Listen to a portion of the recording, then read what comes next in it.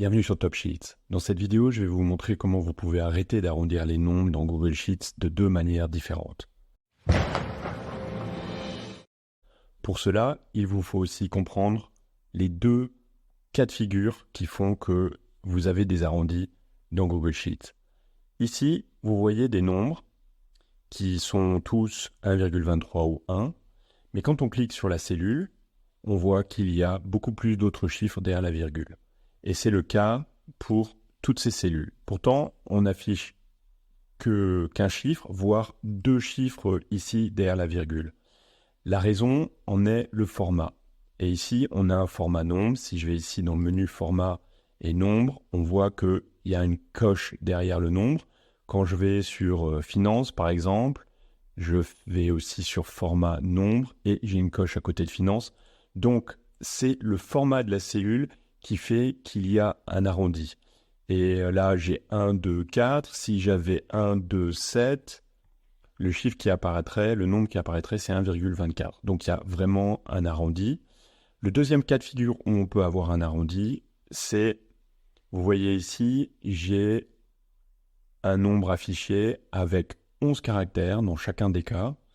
Et pourtant, le nombre, en incluant la virgule, ici, il y a un 2, à la fin, il y a un 2, et là, il y a beaucoup plus de nombres. Donc, en fait, il y a un arrondi parce que Google Sheets n'affiche que 11 chiffres en incluant la virgule et pas plus. Donc, ce sont les deux limites qu'on a face à Google Sheets. Et en fait, la première solution, c'est d'aller sur la cellule et d'utiliser ici le bouton « Augmenter le nombre de chiffres après la virgule ».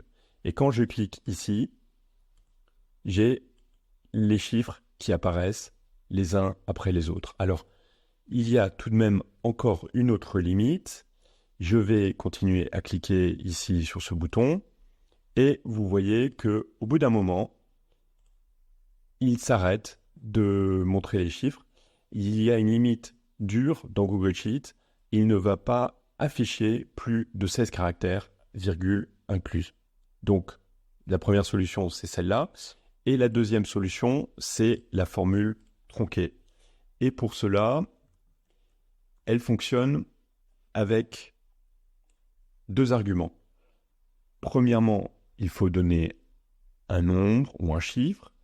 Et ensuite, dire combien on souhaite de décimales. Alors, on peut saisir un chiffre ou on peut saisir une référence, on peut saisir une cellule en référence pour faire le calcul.